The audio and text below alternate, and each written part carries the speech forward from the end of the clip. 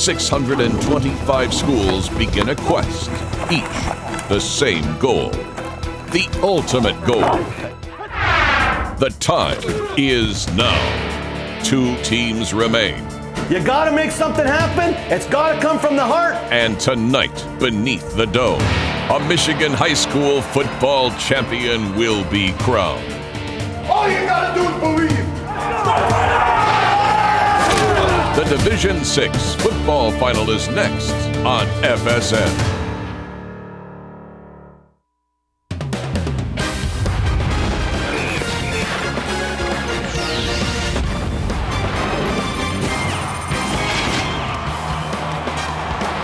It has been 4 months of blood and sweat for teams like Suttons Bay, who are hoping to deliver a first ever state championship for their crowd. They are prepped and fired up and ready to go, but standing in their way of the Division 6 state championship, the Constantine Falcons, a club that was here just 2 years ago, was not satisfied and are back for more here at the Pontiac Silverdome and only here on FSN Detroit.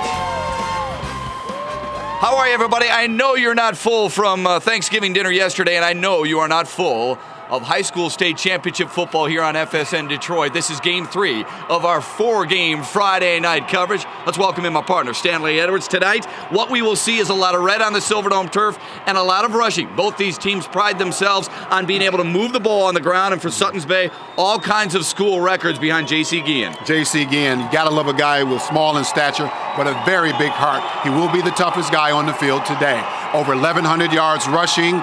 He stands about 5 feet 5 inches tall and weighs about 145 pounds. But as the running attack goes for Suttons Bay, so will J.C. Guillen. Yeah, you talk to some of the great coaches throughout the state of Michigan, they'll tell you he has some of the quickest feet they have ever seen. Now, a team we have seen here before just a couple of years ago, Constantine. The reason they got there then is the same reason they're here now, the Schrag brothers. Mike and Jim Schrag are the brothers who have rushed for over 2,900 yards and almost 50 touchdowns in one household. The Schrag brothers have been here before, and they will lead this ground attack for Constantine. A lot to be proud of in that household, just like in the Edwards household. But these guys, pound for pound, might be the toughest kids on the Silverdome turf tonight. But the real question is, who runs to glory? The team that runs the best will probably walk off with the Division 6 state championship here at the Pontiac Silverdome. First time ever here for Joe Trudeau and Suttons Bay, but they're fired up and ready. All right, let's focus. Let's do a breakdown right here. All right, let's focus.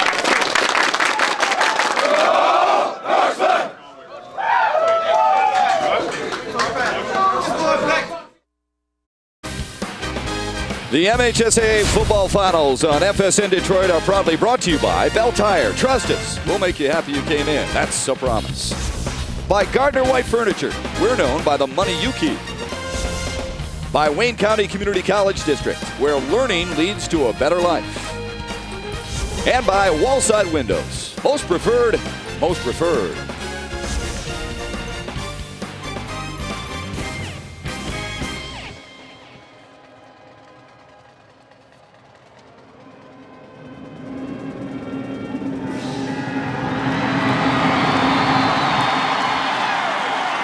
Looking forward to a good one here in the Division 6 state championship tilt between Suttons Bay and Constantine. Here's how they got there.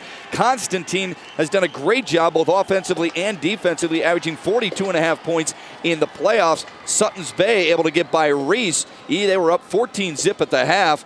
Reese scored 2 touchdowns in 3.5 minutes, but somehow, someway, Suttons Bay able to use that ground attack and get the job done. Tim Baker, the head coach of Constantine, 12-1 on the season, 128 knockouts in his back pocket. In his seasons as a head coach, twice he has been runner-up, including 2 years ago when they lost to Montrose 14-zip. And they lost to Orchard Lake St. Mary's in '94. Joe Trudeau, first time ever his club has been able to get past the districts. 12-1 on the year, 51 up, 23 down as a head coach in his 7th season at Suttons Bay. Suttons Bay is the team that also won the coin flip, and they will get the opportunity to return first. That means that guys like number 34, Kyle Corson, who has so much speed for this ball club. J.C. Guillen back deep to receive. Corson averaging 25.5 yards per return. Jimmy Stewart also is back there, averaging well over 20 points, or 20 yards per return. This is fielded by the up man Todd Mikowski, and he's dropped at the 30-yard line. Suttons Bay led by Matt Schluter, the 6-foot, 175-pound senior. Very composed. Rarely does he panic. Good leadership. And he looks like Kramer from Seinfeld. Hasn't cut his hair all season long for the Norseman. First play of the Division VI state championship. With Suttons Bay averaging 346 yards per game. And a handoff. This is Guillen. Not a whole lot of room. Might have gotten back to the line of scrimmage. That line of scrimmage. An offensive line that averages 6 feet 201. Andy Krantz, an honorable mention All-State. The wide receivers and the running backs, we've talked about Guillen. Jimmy Stewart has scored in every playoff game so far. He wears number 20. Matt, as you can see, the Norsemen waste no time giving it to their number one player, Guillen, coming out with the first carry. 4 times this year they've had 400 yards on the ground or more. They'll split Steve Brockman out to the left side. In a full house backfield, and they jumped.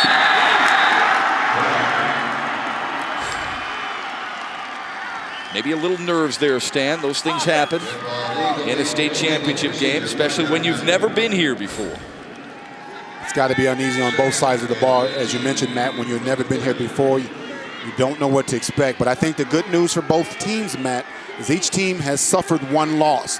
And when you come into here undefeated and for the first time, I think subconsciously you start worrying about, is this going to be the first time that I'm going to lose? Yeah, Suttons Bay lost to Frankfurt on a fake field goal earlier in the season. That's how close it has been to a perfect season for them. They'll throw, Schluter, pressure coming, and he is dumped inside the 20-yard line. The pressure coming from Sean Wolf, the left defensive end for the Falcons, and he's part of a defensive line that averages 6 feet, 195 pounds. Joe McLaughlin really is their best pass rusher. Every linebacker is a senior on this ball club, and Mike Schrag has a team-high 4 picks on the season to lead that defense.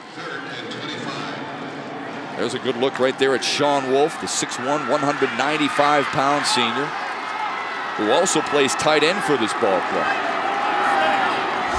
Now on a 3rd and a country mile for Suttons Bay. A handoff Guillen, and he's dropped after a pickup of maybe 3, and Suttons Bay goes 3 and out.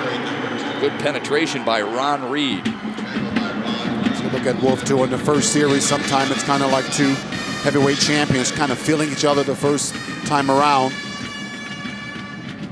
Not a good productive offensive series for Suttons Bay. The Norsemen will punt it here and hopefully try to get a good punt out of it. They have some type of field position still in their favor. Dalton Drow will punt it away, averaging 32 yards per punt.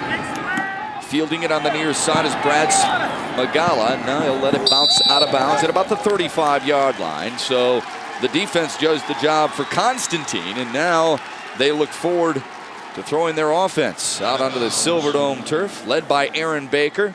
The senior quarterback stands 6'1", 170 pounds.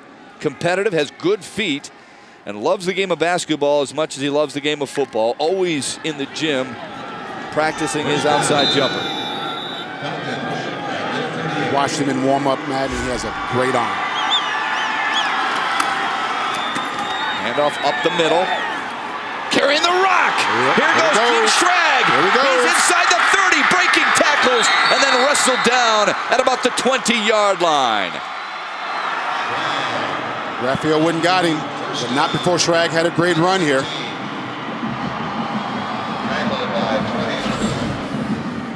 Just an off-tackle play. They run the wing tee, and you can see he got his arms crossed, and you really can't tell he got the ball until he breaks out into the open. And he's good open field running there, and you ride the horse that you came in with. Schrag, Jim Schrag, brother of Mike, on a great run. Over 1,100 yards on the ground on the year, a pickup of 42 there. Little play action. And off the right side is his brother Mike Schrag. It looks like he lost a shoe but got inside the 15. The offensive line, led by Byron Holderman, who played on this club in 2002. Sean Wolf leads this team in receptions with 8 and yards with over 200. He also has 4 touchdown grabs on the year. Constantine runs a a wing tee with a cross buck action in the backfield. Very disciplined offense. You have to carry your fakes out to keep the defense off base. They mark it shy of the 15-yard line. Second down and about 6. Jim Schrag again carrying the rock inside the 15, down at about the 11-yard line. The defensive line for Suttons Bay, averaging 6 feet, 195 pounds. Chris Senn, their best against the run and getting after the quarterback. Elliot Gallagher is a monster at the linebacker position. And Kyle Corson is the best cover man. He leads this team with a couple of interceptions. Third down and short for Constantine out of the St. Joseph Valley Conference, where they went 5-1, tied for first and looking for a first down here. Schrag might have gotten to the 10-yard line. I think he got enough for the first down too. Mike Schrag led this team, Stan Edwards, 23 touchdowns on the ground. It's a lot of touchdowns on the ground, but particularly when you have two other backs in the backfield to contend with, you see the strong running by brother Mike Schrag up the middle. Just shy of the first down yard marker. Tim Baker wants to go for it.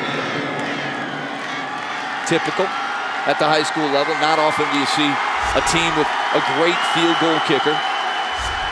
Looks like they jumped. I believe it's on the left guard. Yep. On the left side of the line. Yeah, they're going to push him back about 5 yards, aren't they? Yeah. Yeah, I was going to say they're Dead ball. Illegal procedure. Offense.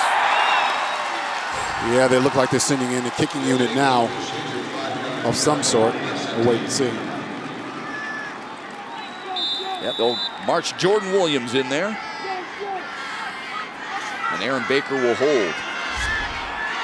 Baker to hold. The long snapper is Matt Fuller. Jordan Williams, 6 of 10. Field goal range, a straight on kicker. And it's curving wide left. Well, that hurts, doesn't it? Yeah, it does hurt. It's a tough position to put a kid in. So neither offense able to reach pay dirt. The Falcons flew early, but stumbled late. We're scoreless early on at the Dome. 6:58 left to go in the first of the Division VI final. Constantine and Suttons Bay. Let's take a look at the Gardner-White game plan. Game plan, if you look at the Falcons, they want to settle down quickly. Don't want to get too excited, but want to make sure they get in the game quickly, but use their team speed. They have very good team speed. Want to make sure that they take advantage of on this turf today in the Astrodome. You look at the Norsemen, they want to control the clock, and they have to play with emotion. Emotion is how this team rides. They've gotten all the way here on emotion. They've got to let it hang out today. Yeah, Joe Trudeau told us prior to the game, he said, you know we're playing well when our kids are fired up and ready to go. They should be fired up after dodging a little bullet there, but that's the second penalty on the Norsemen so far here early on. As we talked about, settle down quickly. Look at, there's penalties been on both sides and the interior line. You know, one of the things, particularly when you're talking about running teams, the tendency to get off quick to make sure you can get on your blocker very quick. You want to make sure that you're very disciplined to do that because you don't have good kickers, so you got to get good field position. Matt Schluter, the quarterback for Suttons Bay. Long count. He's stuffed. There's a good play action, but the problem is Sean Wolf didn't bite. And number 4 in white, decked number 4 in red, helped out by Joe McCausland. Yeah, it's 4-on-4. As you can see, Schluter back here faking the handoff. He almost lost it there, and that probably gave the opportunity for the Falcons to get in to make a play on it. Falcons very physical defense. Now Schluter wants to throw. Good pocket, lofting down the middle, and incomplete. It goes incidental contact. Schluter's got a pretty good arm there. Yeah, he does. He's looking for Jimmy Stewart, his favorite receiver, Mike Schrag, with good coverage on the play. Talk about a quarterback that's known for running, but he sits back, he gets his feet set, throws a nice ball, nice tight spiral. Just a bit overthrown. I'm quite sure they're going to come back to that later on in the day. But if you look at the Norsemen, they haven't had good field position now. Now they got third and looking at about 15 to 18 yards. Not real good field position. They got to try to get the ball out of here and get a good punt. Schluter likes to throw to Stewart. They hooked up last week in the win over Reese on a 51-yard touchdown strike. They'll keep it on the ground here, and nothing doing again.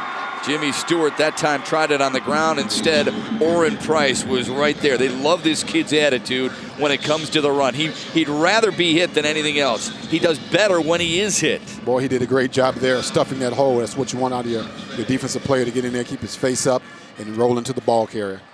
Dalton Drow will punt it away. And again, back deep, Brad Smagala and Mike Schrag. Schrag averaging 16.5 yards per return. Drow will keep it away. No, he'll throw it to Schrag, and he'll take it inside the 40. Try to make a move outside. Broke a tackle. Nope, he didn't break it after all. Good job to stay with his man there for Suttons Bay, number 87, Jonathan Webster, a backup linebacker. Hey, coming up tonight on the Detroit Sports Report, a lot of stuff to talk about, too. A promising season for the Lions. I don't think so. It's been kind of a disaster. U of M looking for a split in the preseason NIT in New York and complete high school finals. A wrap-up of everything you might have missed on this Friday tonight on DSR at 10:30, right after the games. Constantine will keep it on the ground and pick up good first down yardage, maybe a +5 or so, and that's a key. Everybody looks at third down, Stan. Not always the necessary. When you look at first down and you get second and third down and short, that really helps your offense. Yeah, it does, Matt. When you get positive yardage on your first down, it gives you a lot of options in your offensive playbook. You can come back and do. You're looking at second down and about 5 or 6 yards here. You got a number of things you can do to see how much they can keep the Norsemen off balance. Aaron Baker, the quarterback for the Falcons. Bouncing outside, now he'll run. And he'll be tripped up at about the 32-yard line. 3 or 4 yards shy of the first down. Good open field tackle by Chris Sin for the Norsemen. It was a great fake, and actually I wasn't sure exactly where the ball was, Matt. You see the boot action right here by the quarterback, and as he turned to get upfield, Chris Sin had a great open field tackle. There's a little bit of room up there, but you got to assign someone to every potential ball carrier, because the ball fakes are so good, you can't afford not to find someone to tackle. Good quick feed by a defensive lineman, too. Third down and about 3.5. Hand off to Schrag up the middle.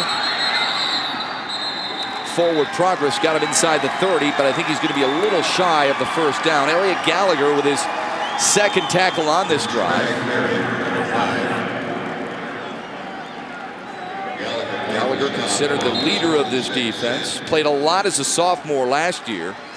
They love the way he controls the middle of the field. They just wish that attitude could be spread throughout the field. Yeah, they got 4th and less than 1.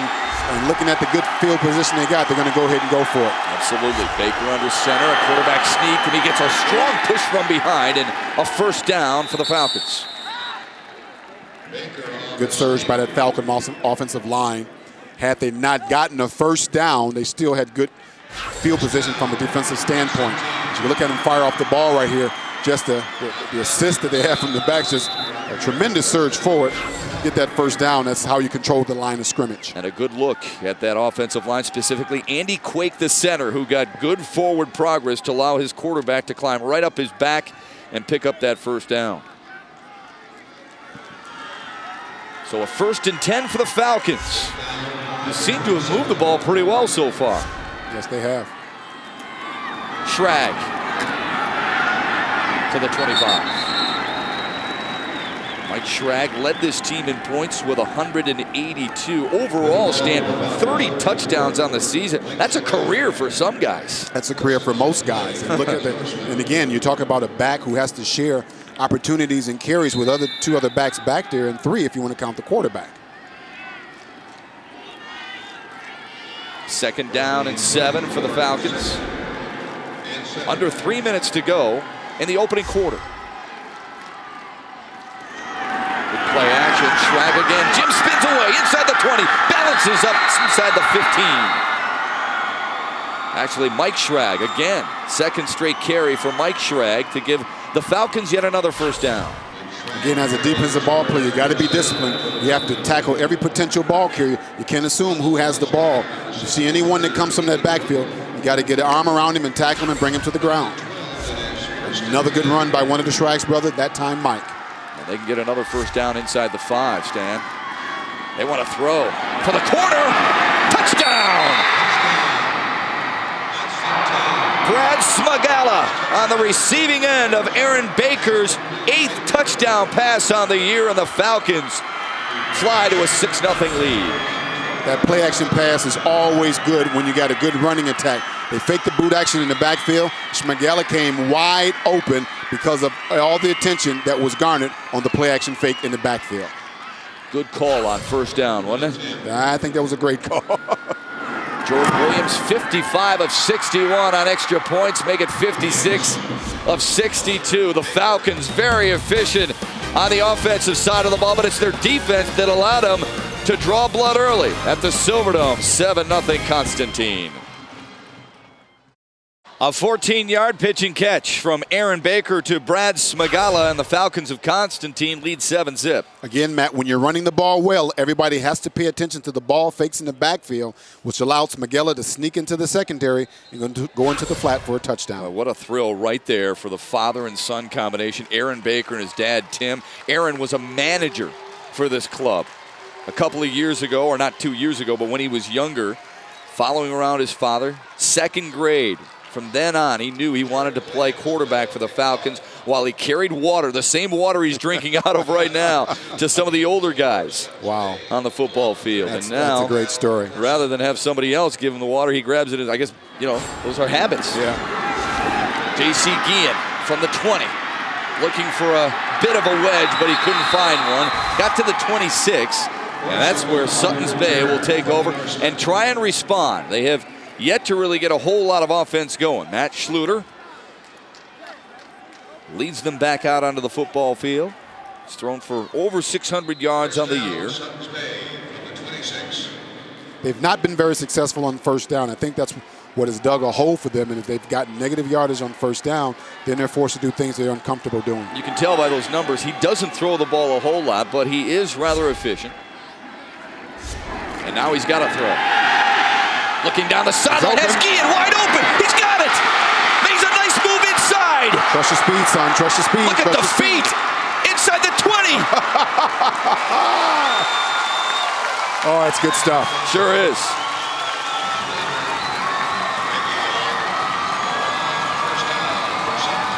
Wow, he's exciting. And as the first play of the game, they went through their star player, and they go back to him again when they need a big play. Good throw. Got past the secondary. You can see the quick feet that we talked about in the open, how he runs very well in open field. Catching the ball, running straight ahead, cutting against the grain in the secondary. And, man, look at those feet go. And his teammates coming downfield trying to get a block. And almost broke away from that tackle as well. A pickup of 57 on the play, Stan Edwards. And just like that, Suttons Bay is in business. They want to throw again. A great call. Great catch, call. too. Great call. Inside the 5, just like that, the Norseman answer. Jimmy Stewart.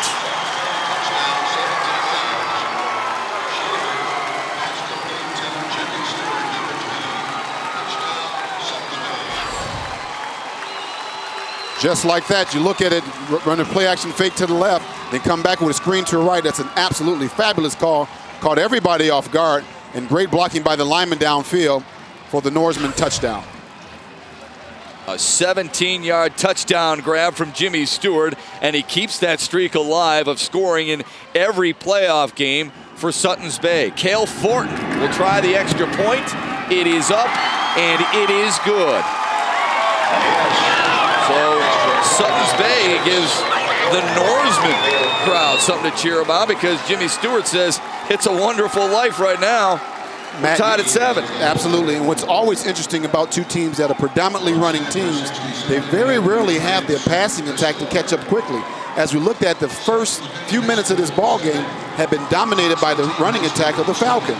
And just like that, in 2 plays, the Norsemen are back in this ball game. Well, you saw just prior to the drive, we took a look at Matt Schluter's numbers. Nothing gaudy through the air, but we said rather efficient. Absolutely. And boom, it's not the running game that gets him into scoring position and then eventually scoring, but look at it, it's 2 passes, including the 17-yard touchdown pass. 2 plays, 74 yards. Look at him, it was a swing pass to Guillen out of the backfield. He caught the ball in stride on the run, and then some fancy footwork in the secondary, cutting back against grain, looking for extra yardage as much as he possibly can. And then on the very next play, a screen pass to the right side of the line. They went away from their star player right to Stewart for the touchdown. And how ironic is it? We talked about in the open how much running there would be. Instead, Matt Schluter and his counterpart, Aaron Baker, have touchdown passes to get on the board. Smagala, who had the touchdown catch for Constantine, looking for an opening, lowered the shoulder to get past the 30.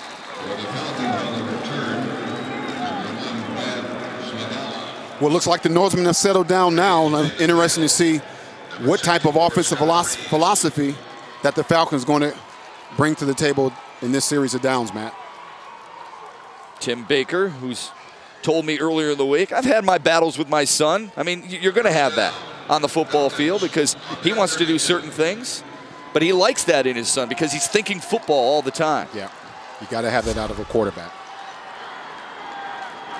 Baker will hand off. Near side, Smagala into Suttons Bay territory, avoids a would-be tackler, and another, and then he's hauled down at the 34. I have never seen a disciplined runner like this in a disciplined office.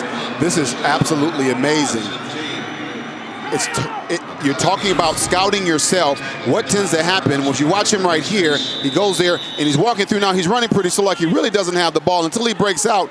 And he knows if his body language is not showing full tilt running, then he may not have the ball because he's doing such a good job of hiding it. Yeah. And then once he breaks out and run, but this is not after he picked up about 35, 40 yards. Yeah. Pickup of 34 to be specific. And now up the middle, Schrag. Maybe a +3. Jim Schrag, 103 yards and a couple of touchdowns last week in the 28-27 beating of St. Mary's Catholic Central to get him to this point. So there's a guy who was a hero last week. Smagala has been the guy so far today, and all season long it's been Jim Schrag's brother Mike who has led this team in scoring. Here's Mike right here. Oh, and he's tackled from behind before he can reach the 25-yard line. Hauled down by Elliot Gallagher, number 41 in red. That'll do it for the first quarter. Boy, a fast-moving first quarter, too, Stan Edwards. 2 scores in this one on each side, and both via the air. Smagala for Constantine, and then an answer from Suttons Bay, courtesy of Jimmy Stewart. Well, this run to a possible state championship for Tim Baker has been a little bit more rewarding. They took a harder course to get here this season than the last couple of times. Last week, his club was down 13 with a couple of huge grabs and to win it for Constantine, and that's why they're here today. Brad Smagala, the reason they're on the board, and inside the 15 with another good run. And another first down, man. I mean, it's got to be a short-lived celebration for the Norsemen as they try to defend the. Man, you see, if you can't even see the football if you're standing in front of him because of his elbow pads. If you notice, most of the backs in the backfield have elbow pads to hide the football. Constantine over his way and hop-stepping his way inside the 10.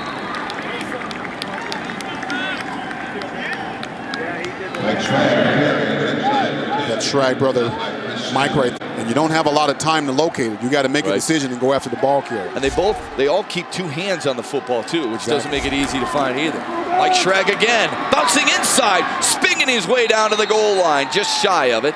Boy, if he bounces outside, he might be walking his way to 6. Yeah, I think he had a nice little lane right straight toward the pylon, but he decided to go upfield, and he's almost going to touchdown, going off the right. Rush for another, and the Falcons have climbed back on top. As you mentioned, these offensive linemen for the Norsemen have been doing a tremendous job. The Falcons' tremendous job of just blowing it off the ball. He could almost just walk in untouched up the middle. Need to get lower, and that's exactly what the Falcons' offensive line has been able to do. Jordan Williams on for the extra point.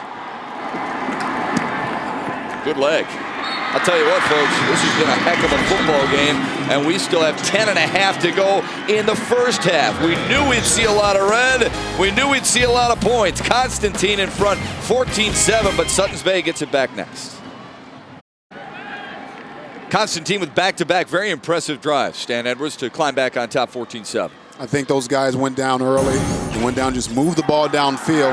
Look at Smigala, again, as I talked about how he hides the ball, and he breaks into the open, uses speed to get down the sideline and cuts back against the grain for a great 34-yard gain. And look at the crossbuck action. Smigala again, going up the middle, twisting and turning, almost to the goal line. And then you get the brothers Schrag, Mike, getting all the way down to the goal line. Then a quarterback sneak by Baker for their second score. How does that quarterback get all the glory, though? He gets the 6 when all those other kids were making things happen on the ground. But you know what? Aaron Baker will take it. 7 plays, 68 yards, a little bit more than 2.5, and all on the ground. Boy, and as a former running back in the NFL and at the University of Michigan, you love to see that, don't you? All on the ground. Absolutely. Again, you have to give it to that offensive line up front, creating those holes for those running backs to run through. A squib kick. Fielded and taken up to about the 34-yard line by Kyle Corson. So you can kind of tell that Constantine is trying to kick it away from J.C. Guillen. Yeah, you want to keep it out of their hands of their most dangerous players, so they're trying to make sure other people handle the ball. Don't forget, at 8 o'clock tonight, the Division IV State Championship tilt here on FSN Detroit. Look forward to bringing you that one. Muskegon, Orchard View, and DeWitt in a battle of unbeatens. 2 wide receivers split wide for the Norsemen, who trail by 7. A split backfield and a pitch to Guillen. Oh, a crack block. Guillen makes a nice move. Breaks to the outside, but Mike Schrag was able to track him down and throw him down at the 47-yard line. The crackback came so early, I thought it was going to be a reverse. That was beautiful, wasn't it? It sure was. As you won't be able to see it right out of the corner of your eye. Right there. Good crackback block, which allowed good open field running by Guillen. As he get upfield, he cuts right behind the block and runs upfield for a great gain. I was wondering how the Norsemen were going to respond to this touchdown. Looked like they're responding very well, Matt. Matt Schluter will lead him to the line of scrimmage. A co-op from St. Mary's of Lake Leelanau. That's where he goes to school, but they have a co-op program where 6 starters come from that school and start here for the Norseman. He wants to throw again. Looking deep. And overshooting his man Jimmy Stewart, who had broken free, but a little bit of pressure forced Schluter to get rid of it early. Yeah, again, we talked about Schluter's ability to throw a good football. That was a good one there. Yeah. You know, just didn't quite have the target. I'm quite sure they'll come back to that play later on. Joe Trudeau, who teaches math in the district, actually offered a chance to play football in Northern Michigan, but wanted to pursue his teaching and coaching career, and coached 8 years of track, basketball as well. But when he had that 3rd child, he says, you know what, I got to peel back and just coach football, folks. 2nd down and 10. Stewart breaking some tackles, but wrestled down at the 45-yard line after a pickup of about 3.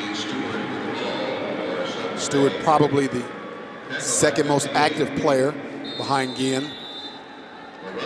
Guillen doesn't have the ball. Stewart is one of the guys they rely to most to kind of pick up the slack and get some additional carries. Playing with a tender ankle here tonight. Now, it sure didn't look like it on the touchdown catch, but on that run, maybe favoring it just a little bit. You can see it heavily wrapped, the right one. Yeah, and it's difficult to run on this turf, too, with a sore ankle. 3rd down and 8. Schluter with good play action. Oh, and here comes the pressure, and down he goes. 2nd sack for the Falcons. Joel McCausland came from his defensive end. We talked about it, Stan Edwards. This guy gets after the quarterback, and you saw it on this play. McCausland looked like a big Division I type of player coming up. He chased the quarterback, and just like he shot out of a cannon. Yeah. And came right at Schluter to make sure he doesn't get the ball off. Great closing speed by not only the tackle, linebacker, but also the punter on this ball club. Yeah, absolutely. Speed all over the place. Smigala and Mike Schrag are back deep for the Falcons to retrieve the punt from Dalton Drow, rather. Good snap. A spiraling kick. Smigala from inside the 25. And hog-tied from behind at about the 21-yard line. Kyle Corson did a nice job to get downfield and make the tackle. Great play by Corson. He's had the wall set up here to the right side of the field. Had to get a chance to get by Corson when he had opportunity to get to the wall. Look at great defensive play by the Falcons there. Another sack right there of the Norseman. It's been a difficult time for the Norsemen to get upfield because of the strong defensive front that the Falcons present. Stewart trying to get upfield there, and just no place to run on this defense. The Falcons wanted him to earn it through the air. Here's one earning it on the ground. This is Schrag again. Jim Schrag deep into Suttons Bay territory. And for the first time, Jim Schrag gets a chance to break free and showcase his speed. Jim Schrag hasn't carried the ball much today, but when he has carried it, he's made his number known. This guy is just as good as his brother.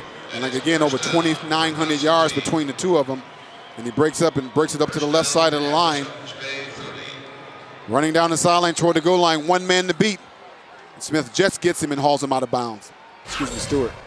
A pickup of 49, earning Jim Schrag a squirt of water and a chance to get a breather on the sideline.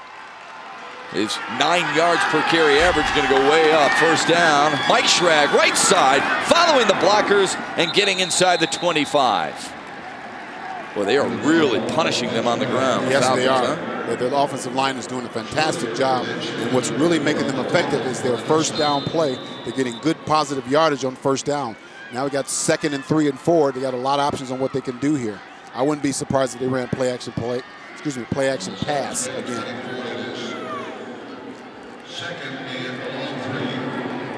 Aaron Baker, the quarterback, on a 2nd down and 3. It'll be 2nd down and longer now after Smigala was dropped for a loss. There's Elliot Gallagher, number 41, and Chris Send again. Those two tag teaming for a run-stuffing tackle there. Suttons Bay defense smelled out that play and pushed him back. Now it looks like it's going to be a 3rd and about 9. Suttons Bay only gives up 10 points per game. It went up just a little bit in the postseason, about 14 points per contest, but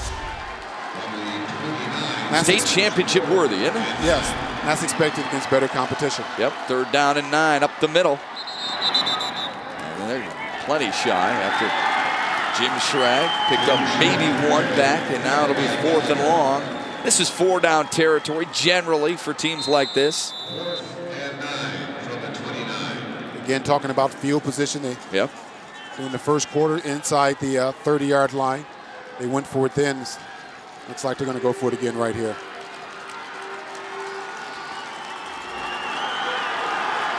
See if Aaron Baker wants to put it up here on a 4th and 9. His club leading 14-7 with 6:08 to go. Baker wants to throw, sets up the screen near side. Schrag with a good grab, but right there to maul him is Keegan Rummel, the sophomore who has started all season long and makes a big play for the Norseman defense. Now it's the Norseman offense who take aim at a possible tie. Our big weekend of big games continues tomorrow when the NBA champion Pistons visit the Bradley Center and the Milwaukee Bucks. Coverage begins at 8:30 with a Pistons Insider. Pistons Bucks Saturday night on FSN Detroit, where you see the most Pistons games all season long. And the only place to see the state championship for high school football, girls basketball, and boys basketball as well. Joe Trudeau and Suttons Bay vying for the Division VI state championship. 5th appearance for the school, 5th in a row for this school. Last week he was touched because the coach had 25 to 30 former players drive in from college, watch him play in the semis at Ferris State, and congratulate him on an outstanding season so far. A 1st and 10 now for Matt Schluter and the Norseman. He wants to throw on 1st down. Good pocket, slings it wide open. Corson over the shoulder, he's gone. Unless Mike Schrag can catch him, we're almost tied.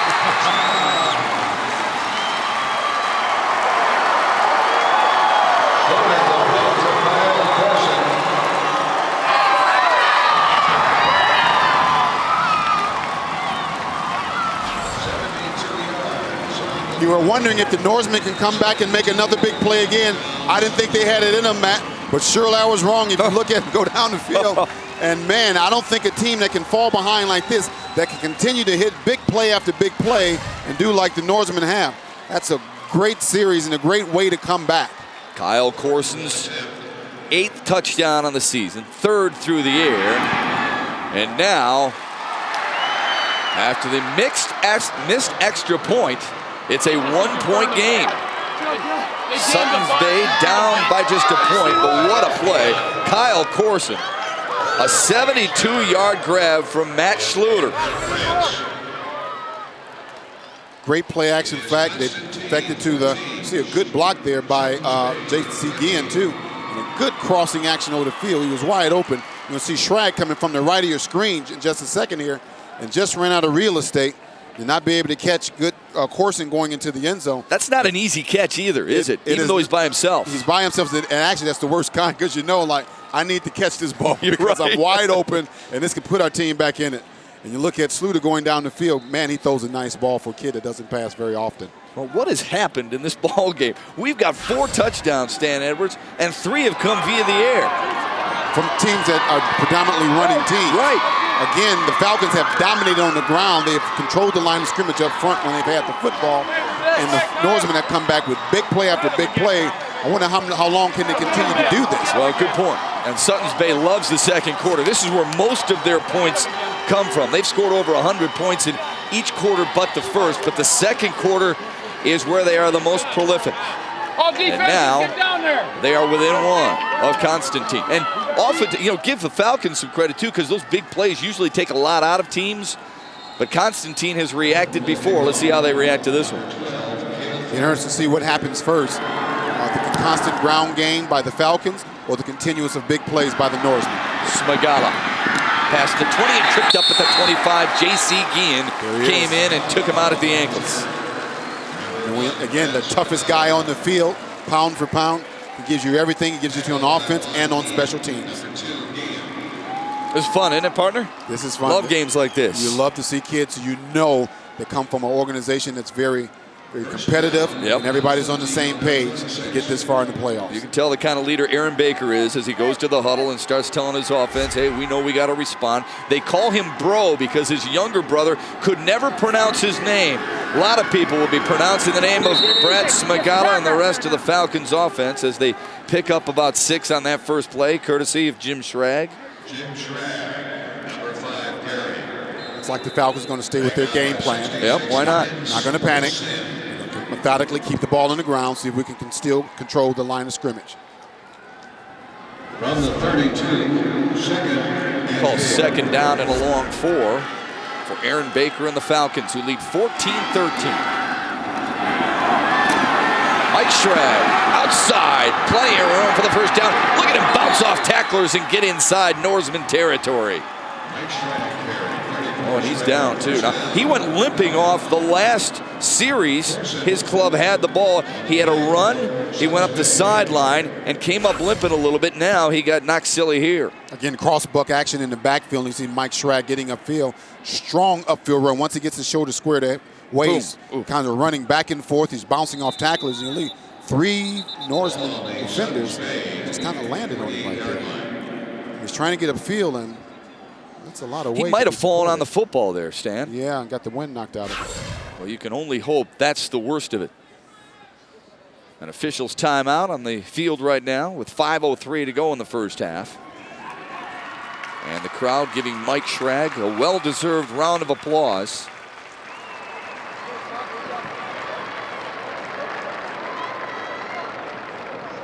Looks like they're applying a patch or some ice to the bridge of his nose. Good average, over 6 yards per touch for Mike Schrag, but on the season, he averages 13 yards per carry. That's phenomenal. Some concern on the part of some of his classmates, no doubt, but a first down for the Falcons. And a handoff to his brother Jim, lowering the booming, sniffing past the 40. Again, we talk about their production on first down. Again, they're going to come up with second, and it looks like maybe less than a foot. Gaudy numbers by Constantine on the ground, but Suttons Bay has surprised us via the air. Look at that number right there. Yeah, Suttons Bay. This from a club, Stan Edwards, as we mentioned, averaging 295 yards per game on the ground. Jim Schrag again, right side. Oh, it's Aaron Baker holding on to it, and a loss. Sniffing that out quickly for the Norseman, number 55, Jordan Gallagher. And again, we talked we talk about the discipline it has when you're looking at 3 to 4 different potential ball carriers in the backfield. Everyone has to be responsible for someone, and Gallagher had the quarterback Baker to right for a loss in the backfield. One of many sets of brothers on this Norseman club, too. 7 sets of brothers on Suttons Bay's roster. 3rd down, up the middle. Jim Schrag bouncing outside, running over defensive players and getting inside the 25. Oh, he can lower the heavy shoulder, can he? Yes, he can. He got those shoulders going upfield. Look at him, just he's one of the toughest runners out here on the field. Got this shoulder square going up straight ahead and met Jimmy Stewart head on and tried to run him over, but Stewart held on for the tackle, but not after take one for a ride by Jim Schrag. 2 seniors who want this championship desperately. 1st and 10 now for the Falcons. This time, it's Smagala. And another 1st down for Constantine. Corson with a touchdown-saving tackle there. Baker with the triple fake in the backfield. Smagala hiding the ball well, going north and south toward the goal line. Nice run. Well, I'll tell you this. We talked about Aaron Baker's competitiveness in his feet, but he is so calm and smooth in that pocket when he's making play-action fakes and then handing off. 1st and goal for the Falcons, leading by 1. This time it's Mike Schrag. No, it's Jim Schrag getting inside the 2. And now you can tell why the Falcons haven't panicked. They stay with their ground attack, which is controlling the line of scrimmage, and is still doing a great job of it. 2nd down on the 1.5-yard line. With Mike Schrag out, Travis Denman, a 5'6", 150-pound junior, is into the ball game wearing number 33 in white. He is directly behind Aaron Baker. Baker with a handoff. Jim Schrag sneaks in. Touchdown, Falcons. Brother Jim continuing the strong ground attack by the Falcons for another touchdown. See if they can convert on their extra point. There's his brother Mike, who I'm sure is happy that his brother just gave him a 20-13 lead. Yeah, the Norsemen stacked the line of scrimmage and tried to get into the backfield. Did not get enough penetration that allowed Jim Schrag to get into the end zone. Extra point is up and good. And the Falcons have scored 3 times. Jim Schrag with his 17th touchdown on the year. An impressive drive for the Falcons and impressive numbers already for Jim Schrag. It looks like PlayStation, 144 yards on the ground already. 2:26 left to go in the opening half, and no doubt Mike and Jim so close to one another, and I'm sure that Jim is very concerned over Mike's health, but it's talking about family and unity. We just like have our little competitions between each other just because we're brothers, and that makes me want to do better than him, so he's not up on me and stuff like that. Well, it's tough to say who's up on the other in this game so far because both have been so vital to the Falcons' success, not only all season long, Stan Edwards, but specifically in the state championship game so far. Yeah, he looked pretty mild and meek there, but I bet there's some very interesting battles going on between those two. Wouldn't be the mom or dad getting between those two, would you? No, not at all. So Jim Schrag caps off an 8-play, 74-yard drive. A little bit more than 2 minutes. The Falcons very efficient with the football. Line drive fielded by Corson. Oh, he slipped up but balanced up to the 15. Spun around at the 19-yard line and then sandwiched there. That's where the Norsemen will take over.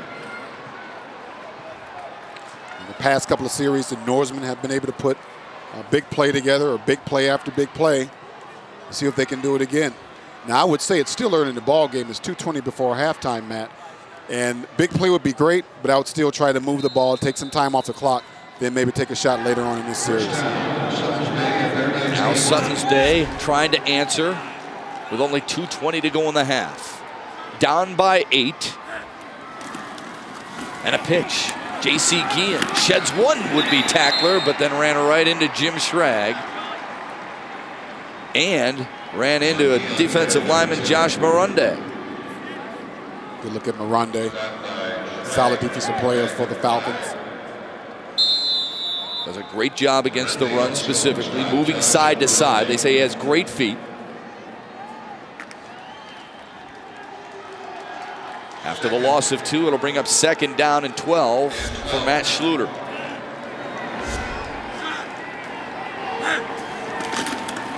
Schluter wants to throw. Good play action. He'll dump it off. Jimmy Stewart pushed out of bounds. That's Joe McCausland, folks. They call him an outside linebacker, plays defensive end too, tracking down a tailback, and I think that little hop over he might want to get one of those big boots in the face of Jimmy Stewart, although one of the trainers is looking at his right ankle. We talked about Stewart playing gingerly on that tender ankle a little bit because of the injury to it during the playoffs, early in the playoffs. They have it wrapped tightly, but how much good it'll do here. McCausland is a defender here. He tried to set up for a screen, and he did set it up, but he fought through the blockers. With a nice, strong tackle out of the sideline. And what happened at the end, his momentum carried. He was trying to jump over him, but as he tried to jump over, Stewart was getting back up, and he had incidental contact, which I think he may have kneed him in the side. You take your shoe off? And caused maybe the wind got knocked out of him.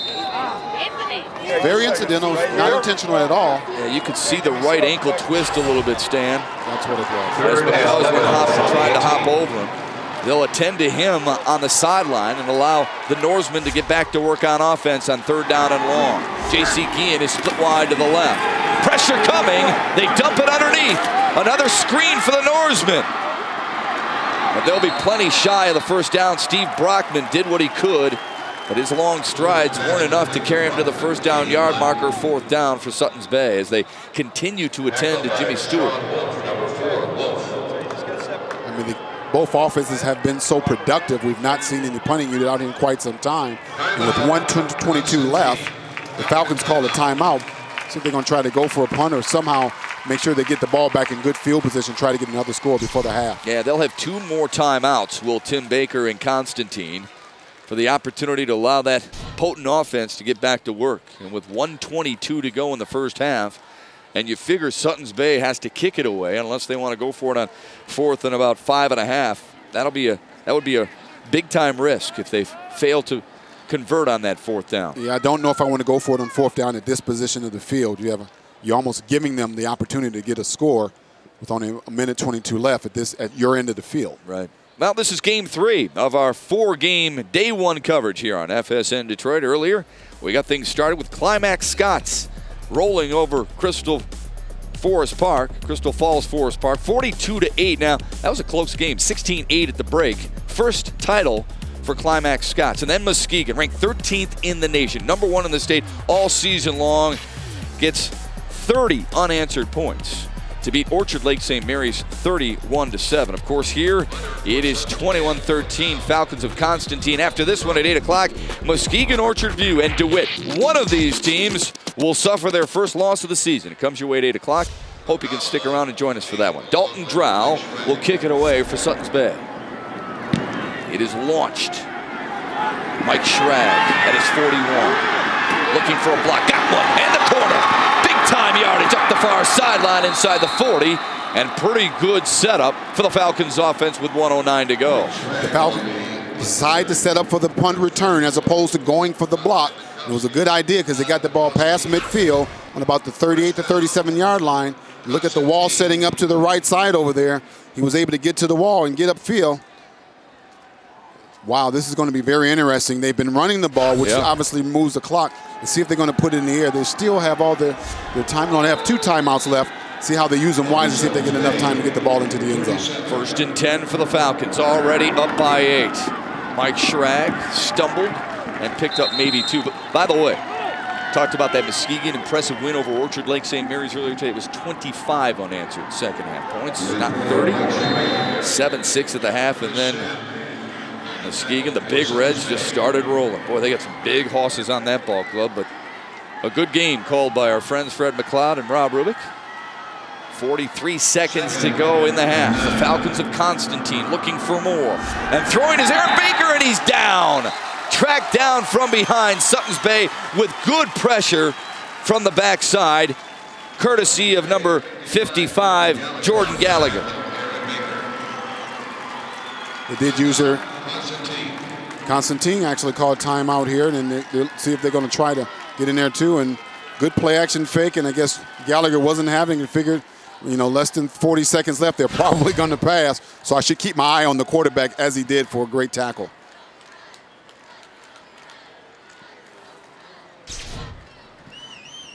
Second timeout by Constantine.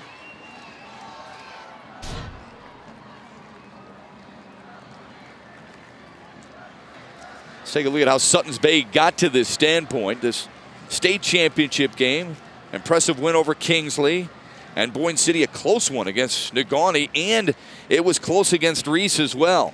But again, it's one of those situations where Joe Trudeau feels like it prepares his club a little bit better for a state championship game. They have a motto, and they break every huddle by saying, "Are you satisfied yet?" And then they say no, and then they break. That's a lot of discipline there. Yeah. It is obviously his work to get him here to the championship game. Now, go Red. You could see that on either sideline, couldn't you, Stan Edwards? Yes, you could. I think we have some type of state championship record for the number of teams decked out in red this year. The Falcons on a 3rd and 15. Aaron Baker is going to have to throw the football. Smigala in motion. Baker's going to put it on the ground. Plenty of room. Jim Strang.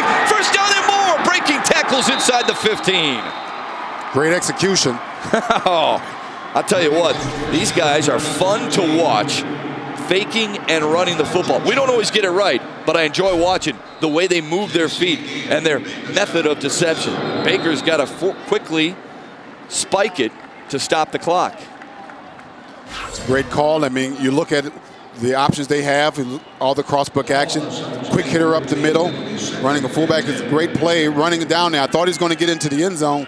Did a good job of getting upfield, and the team finally came up fielding up there and strike the ball again. As you look at Jim Schrag, get upfield, keep the legs pumping, moving forward, make sure you protect the ball. You know you're going to have some time left to either stop the clock like they did or call a timeout. They were able to down the ball, and they still have one timeout left. Second down and 10.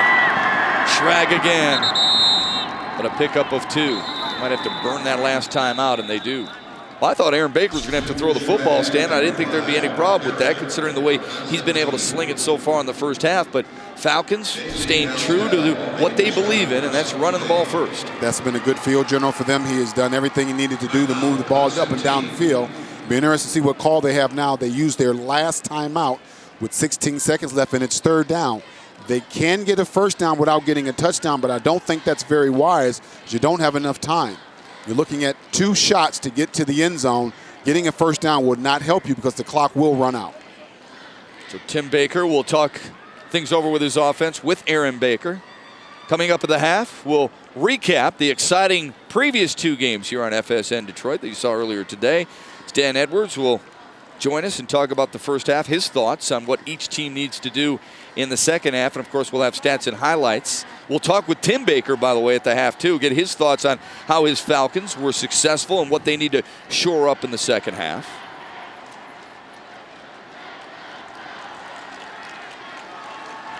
Tim Baker very proud of this club, and for good reason. But 14 of the 17 seniors they have been playing together since 7th grade, Stan.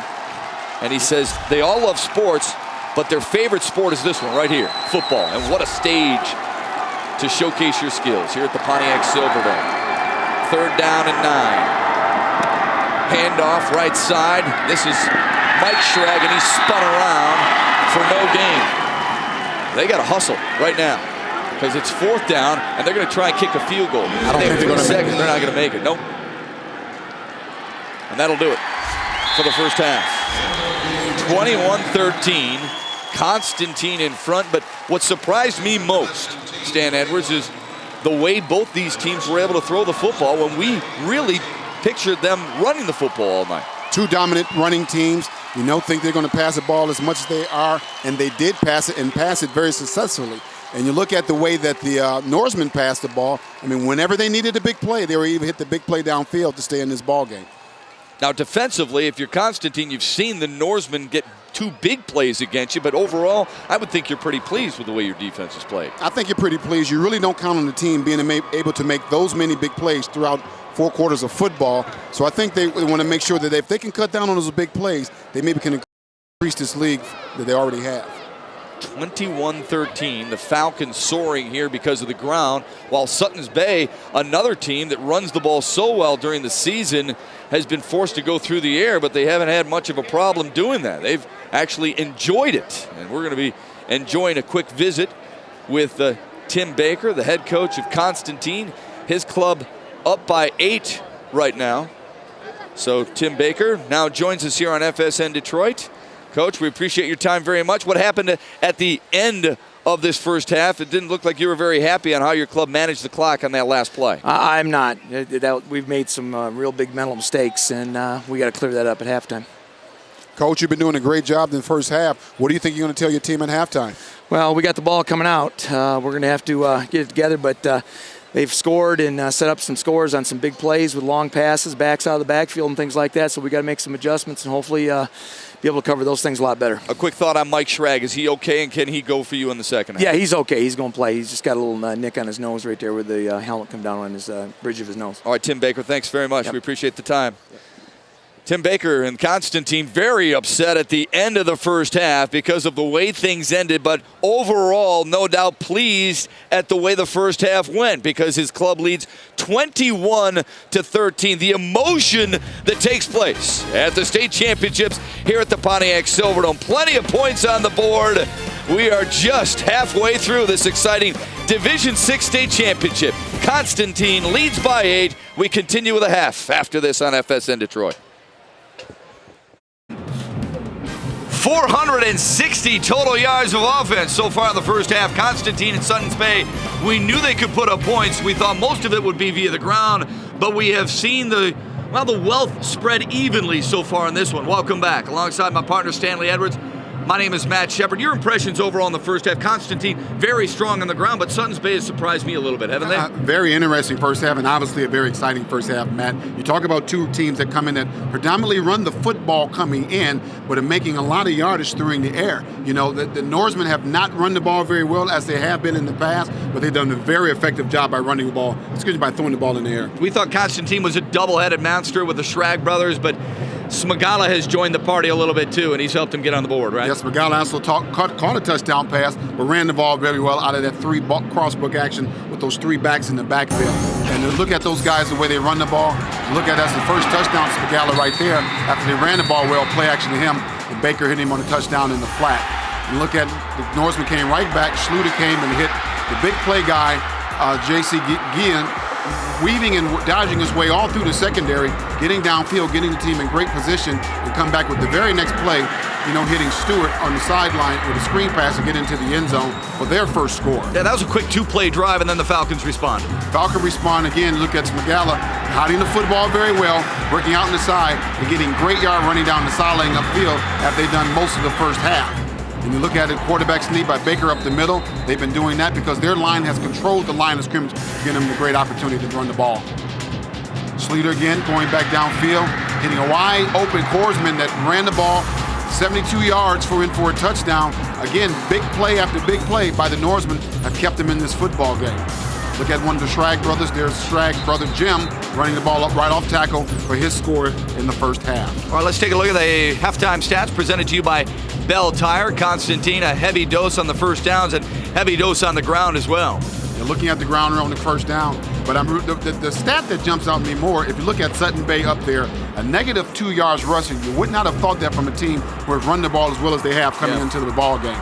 Time of possession is really lopsided. Look at Constantine with 15 minutes to only 8 minutes to Suttons Bay. I look for that to pretty much continue in the second half. I think what's really going to be interesting in the second half, if the Norsemen can continue to hit big plays to stay in this ball game. Typically teams don't do that, but we'll look to see in the second half. I don't want to doubt them. It should be a great second half, man. Folks, Constantine is known as the corn feed capital of the world.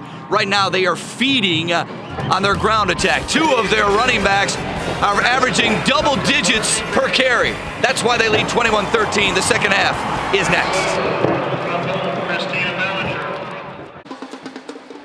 Constant leads by 8 at the half. Let's welcome in Suttons Bay head coach Joe Trudeau. Coach, thanks for taking time. Your thoughts overall in the first half and considering, well, Constantine's ability to run the football. Have you been forced to go to the air more often than you'd like? Yeah, we've gotten out of our game plan a little bit here. We got to try and get some first downs on the ground. We hit a couple big plays to keep us in it right now, but we got to find a solution on defense real fast. Coach, you guys have hit some big plays, and you want to run the ball more, I'm quite sure, but those big plays have been working for you. Are you going to stay away from those, or are you going to try to force the run, and particularly if it's not there? Well, we got to get some points on the board right here and get back in this game. Big thing right now is coming on in the second half and stopping them on defense and trying to get it back in the game here. Coach, are there any keys that you or adjustments you made for the second half against their running attack? Yeah, we changed a few things on defense and changed some keys up, and hopefully that's going to help us in the second half. Joe Trudeau, thanks for taking time. Yep, Stay healthy the rest of the game, and we got the rest of the game when we come back to the Dome. The Norsemen trail by 8, 21-13. Don't go away, folks. This is going to be a dandy. It's far from over at the Dome.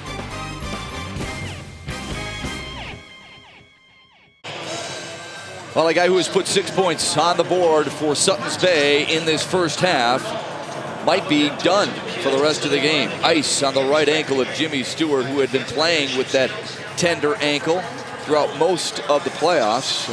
I know folks in Suttons Bay can only hope that he's able to return, if not a little more heavy dose of J.C. Guillen, the senior. 5'5", 125 soaking wet, but so fired up to be coming from a small town and playing on such a large stage where some of his heroes played. I guess happiness, because it's just so weird that us small town guys can be at such a big place like this, and just more in awe. But I'm not in awe anymore about the place. I'm happy to be here to play football.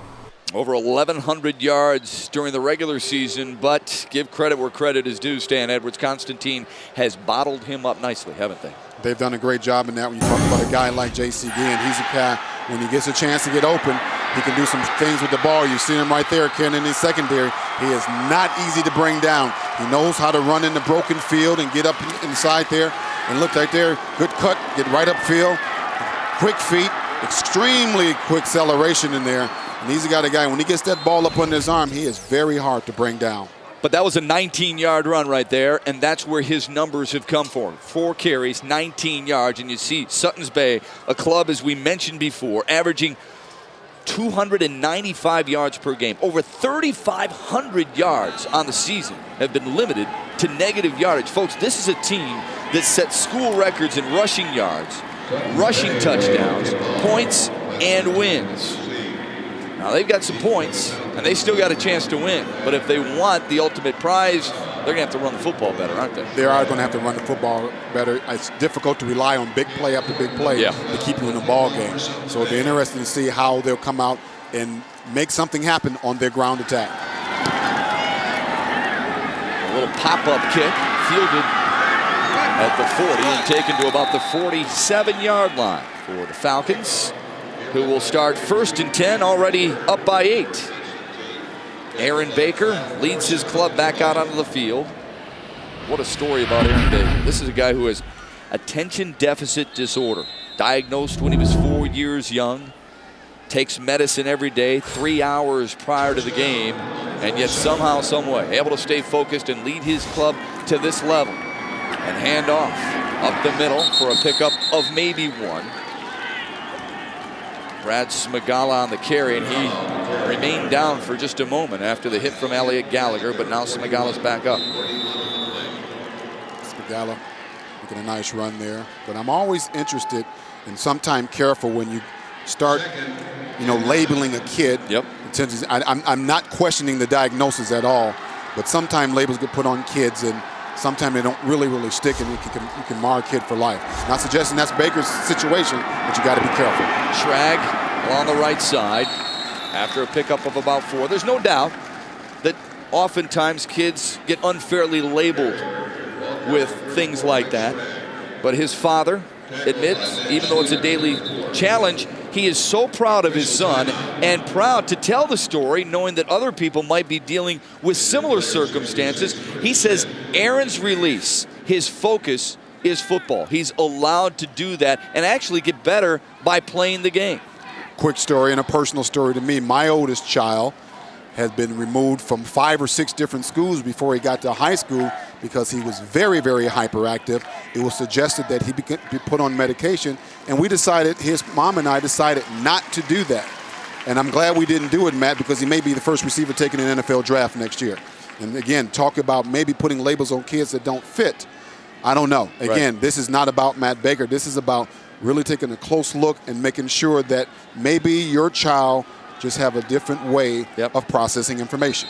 Well, the label on this guy right now is a winner. His club 12-1, leading them out to a 3rd down and 4. 3rd and 3. Baker and the handoff to Schrag. No, it's Smagala muscling his way close to the 1st down yardage marker. And that extra effort just might have given him another 1st down for Constantine. It could be their 13th of the game.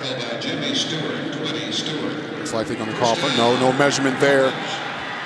Again, the Falcons come out and do what they did in the first half, which is controlling the line of scrimmage and keeping those chains moving. And the good news for Suttons Bay, Jim Stewart is on the field. He just made that tackle. And so he got that right ankle taped up a little firmer, had some ice on it, and he's ready to roll. Constantine continues to roll on the ground. Schrag breaks free. 20. And they're going to whistle it dead. And Mike Schrag had us all fooled, rather. Good for you, Mike Schrag. Boy, what play action. His brother Jim had it. And it goes back to the discipline of the body language of these kids. When they run, they know that everybody has their eye on them, and sometimes body language can give away where the ball is. I'll tell you what I like most about that play, though. Mike Schrag carried out that fake all the way to the goal line. Absolutely, he did. And me, you, and the rest of the world was watching him, except for a couple of Norseman tacklers. His brother picked up 9. Now he's got it right side, lowered the shoulder, got inside the 25. That time he had it. And another 1st down. Again, the Falcons picking up where they left off in the first half by controlling the line of scrimmage. Don't know if they're going to score. But as we talked about coming in out of the locker room, Coach Trudeau talked about he's got to get his running game going. So it'll be interesting to see how he attacks this. Schrag again. This time it's Jim. Pushed back a little bit. Picked up about 3. Maybe more than that. It might give him 5. And a timeout for Suttons Bay. Don't know if that's Coach Trudeau getting a little bit concerned about them not being able to stop the run. Yep. I don't know if I want to use, at the close 21-13, I don't know if I want to use a timeout this early. Well, Joe Trudeau will talk it over with his defense. They're down by 8 and watching Constantine drive for more. It has been a dynamite Division 6 state championship final here at the Pontiac Silverdome. Constantine leading 21-13 early in this 3rd quarter on their first drive against Joe Trudeau's defense. Good look right there at Tim Baker, whose club is rolling on the ground. He says you need 3 good things in a program: good players, good parents, and good coaches. And he's proud to say he has all 3 of those necessary ingredients. And right now, his players are playing pretty darn well, aren't they? Yes, they are. 2nd down and 5 for Aaron Baker. Hands off to Jim Schrag. Jim Schrag now 17 carries and close to 190 yards. Wow. Those 3 good things that Coach Trudeau talked about, Coach Baker talked about, you cannot underestimate. The second one he mentioned is good parents. I mean, you spend a certain amount of time with a kid, but if he comes from a good household, you're more apt to be able to make that kid a much better player and a much better person. Look at that. Averaging over 11 yards per carry. This is his brother. Bounce into the outside. Stopping and starting again and getting close to the 5-yard line. Another 1st down for the Falcons. I mean, it's starting to get to the point where they're starting to manhandle the line of scrimmage. That offensive line just coming off, pulling around, and Schrag just running upfield, just following, as you say, stopping, stutter stepping in the secondary. He has so much confidence in his running ability and his ability with his offensive line blocking for him. I mean, he's just freelancing and getting yardage moving forward toward the goal line. 1st and goal from the 6. Baker gives to Smagala. Cuts it inside and twirled around at the 2. Tackle made by Dalton Drow. Smigala got this whole ball rolling, folks, in the first with a touchdown catch.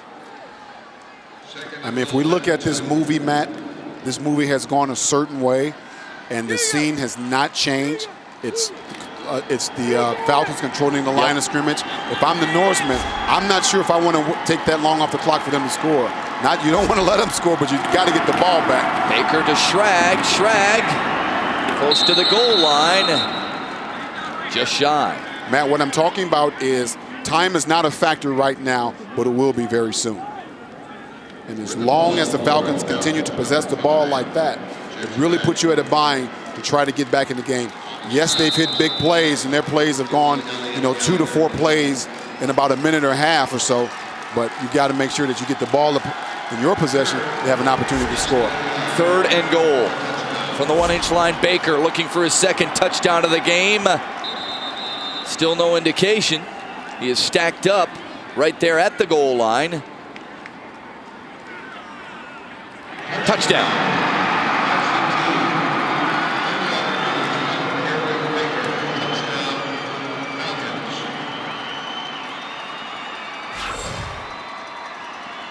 Again, the surge of that offensive line. The quarterback's just sneaking over the goal line again for his 2nd quarterback sneak for a touchdown. Good look at the field general, Aaron Baker. Now the extra point coming from Jordan Williams, and it is right down the heart. 28-13, Constantine in front. Aaron Baker now with -1 yard on the game, but he's got 2 touchdown runs, throwing a touchdown pass, and the Falcons lead by 15. Next weekend, there's more state championship thrills with exclusive coverage of the MHSAA Girls Basketball Finals from the Breslin Center in East Lansing. Our wall-to-wall coverage begins next Saturday at 11 a.m. only here on FSN Detroit. And, of course, tomorrow, we have a full slate of matchups right here at the Pontiac Silverdome as well. We invite you to join us for that.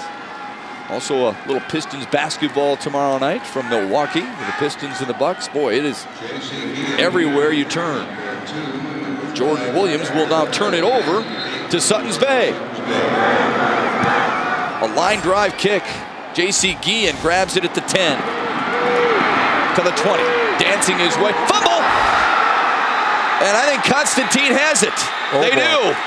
Oh, big turnover there. Oh, boy.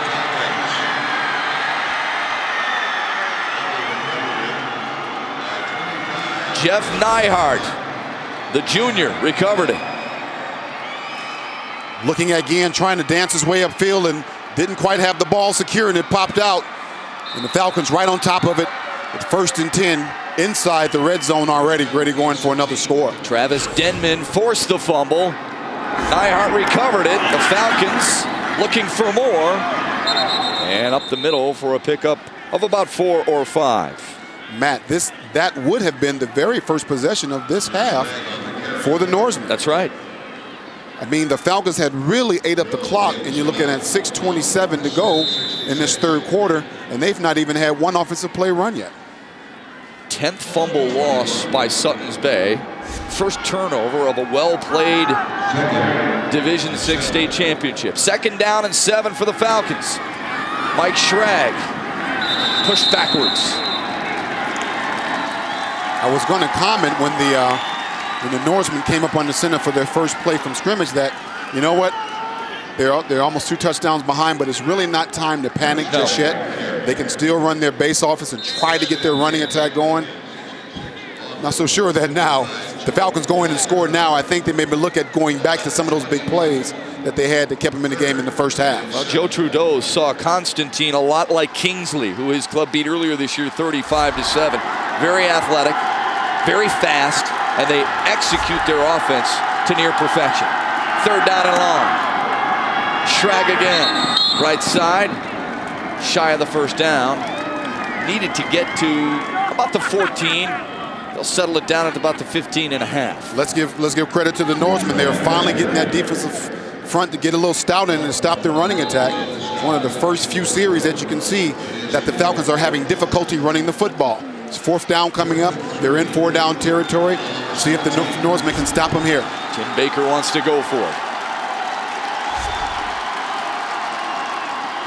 Good play action. Smagala stymied at the 20. Boy, Suttons Bay really rose to the occasion, didn't they? Great penetration up front, especially by Chris Sen, the 6'1", 180-pound junior.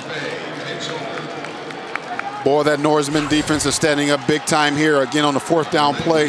Look at the crossback next, Magella coming up there, but not at all. The Norseman wouldn't have any of it. You look at Chris Sen going in there and making a big stop, getting the ball back to his offense. Now we can see if this Norseman offense can get some ground attack running for themselves. First possession of the second half, and it comes with 4:51 to go in the third for Suttons Bay. Guillen in motion. Schluter with a handoff up the middle. Stumbling forward there, Kyle Korzen, who has scored in every playoff game for Suttons Bay. Pretty solid baseball and basketball player, the 3-sport star senior. Scored in every playoff game thus far. That's got to be someone that they got to really look for to kind of maybe take some of the pressure off Guillen. Hopefully he can score again on this series to get these Norsemen back into the ball game. 2nd down and 5. Schluter wants to throw. Pocket caving, he rolls. He's got a lot of room, too. He's got the first down and more. It's a great run by Schluter. Good judgment by a quarterback. They run right back at one of those big plays they talked about, the cross-action play, action pass in the backfield. He's looking downfield, it wasn't open, but once he found that he didn't have anything, look at all the greenery on the sideline. He had the first down and took a hit going out of bounds, too, to preserve some time and stop the clock. So 1st and 10 for the Norsemen, who trail 28-13. You almost think you have to score on this drive. Steve Brockman is split wide. They'll go up the middle, and Korsen hit hard after a pickup of maybe 1 or 2.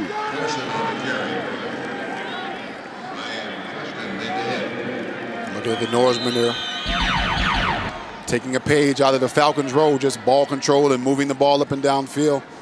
Getting first down. And not sure that's the role they want to take on right now, because again, with 3:42 left, they got to score, and they got to score quick. How about all the scrapes and the shedding of paint on Ryan Preston's helmet and cage? Love to see that from a middle linebacker, don't you?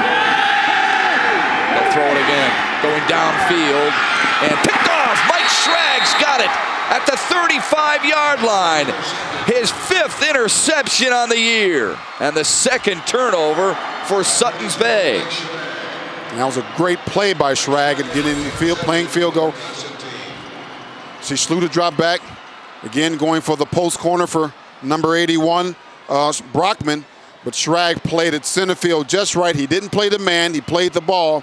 Give his team another option to get the ball back, eat some more time on his clock, and maybe even score. 14th interception for Constantine this year, and now they'll try and kill more clock.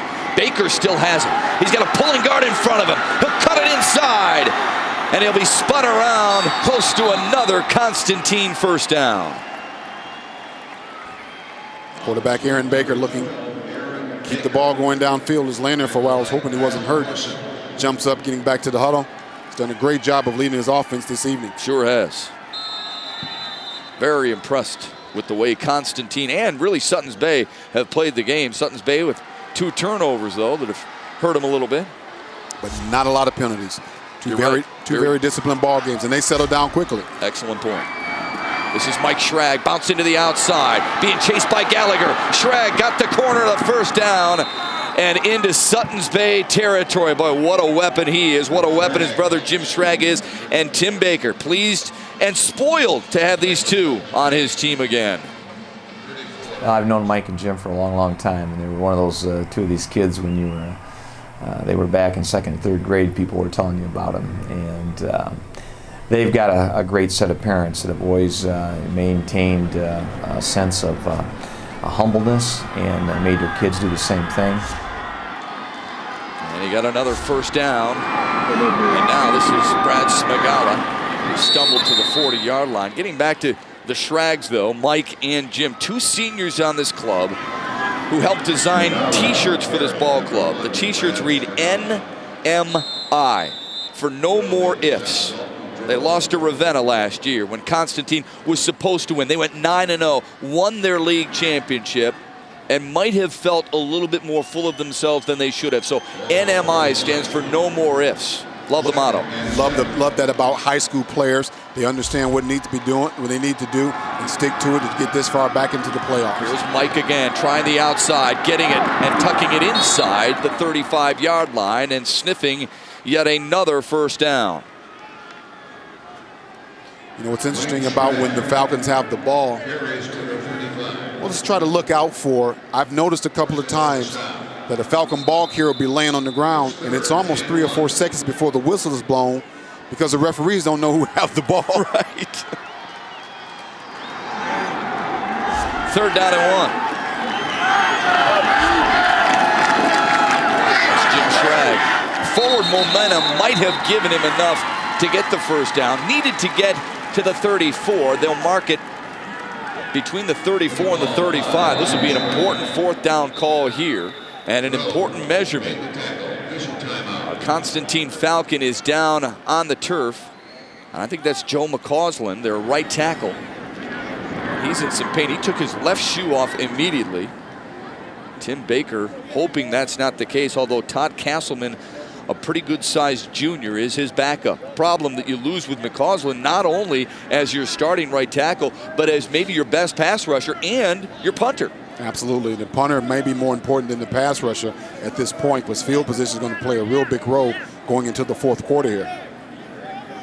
But he is a dominant pass rusher as well.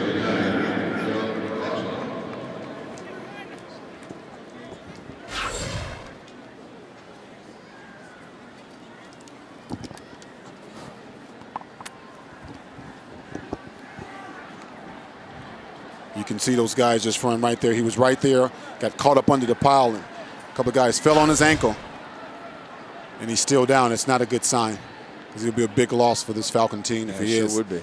See how they're moving that ankle from side to side and back to back.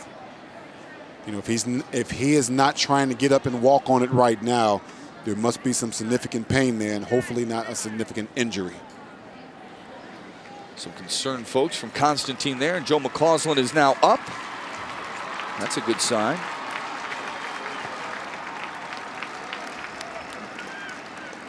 And now he'll get some help from a couple of teammates. Yeah, but he is not putting any pressure on that foot whatsoever.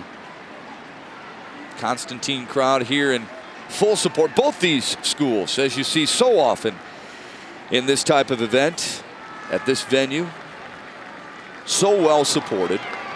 Falcons have done things a little differently this time coming to the Dome. They didn't practice Thanksgiving morning. Instead, they practiced at the exact time they would play this game. Joe McCausland hopes to play more of this game after they fix his left ankle. Now, fourth down and 1, and Aaron Baker leans forward for a first down. Baker on the sneak. First down, Constantine. Well, they are going to chew up most of the third quarter clock. Yeah, I don't know that the Norsemen had the ball over 3 minutes in the third quarter at all. And I don't believe they're going to get it back with 53 seconds remaining. Well, clock control for Aaron Baker and the Falcons now, leading 28-13. Sometimes your best defense is your offense. First down at the 32. Stoppage of play before the handoff to Smagala. And a delay of game against Constantine. One of the few things they've done wrong so far today. Flag on the play. See how Constantine got here. An impressive win over Kalamazoo Hackett Catholic Central.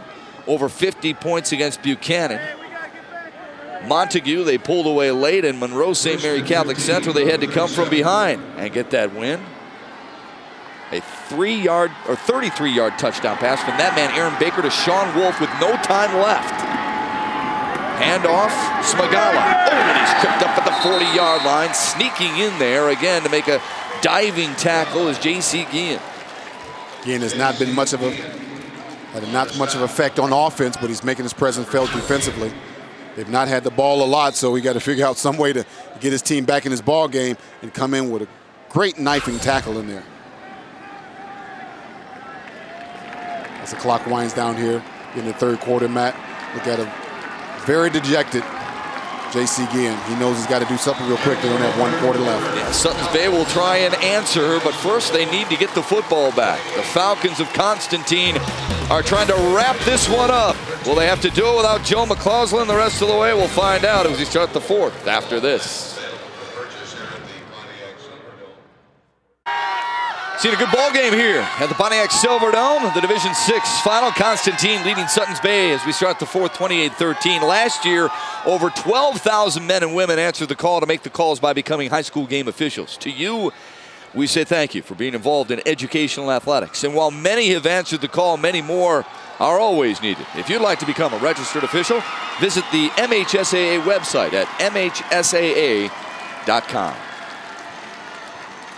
Constantine just doesn't want to give that football away, do they? Wow. Talk about lopsided. Now they start the fourth with a rock. Jim Schrag past the 35. Jimmy Stewart in there on the tackle in that bad ankle. And Jim Schrag. Well, for some of these guys, it is their last chance to play football in general. You can play some of the other sports. You can play basketball in the gymnasiums with some of your friends and former teammates late at night. You can play baseball in an over 30 league or even softball if you want. And you can skate for a while in hockey as well. But football is one of those sports. If you're not playing past your senior year, 9 chances out of 10, you're probably playing flag football from here on out as an older guy, aren't you? Absolutely. You know, my bones are sore and achy from stuff like that. No ache problem for Mike Schrag up the sideline, and a penalty coming. Plenty penalty flag down, kind of in the area where there may be holding call, but we'll wait and see. Thomas Rao, our referee here.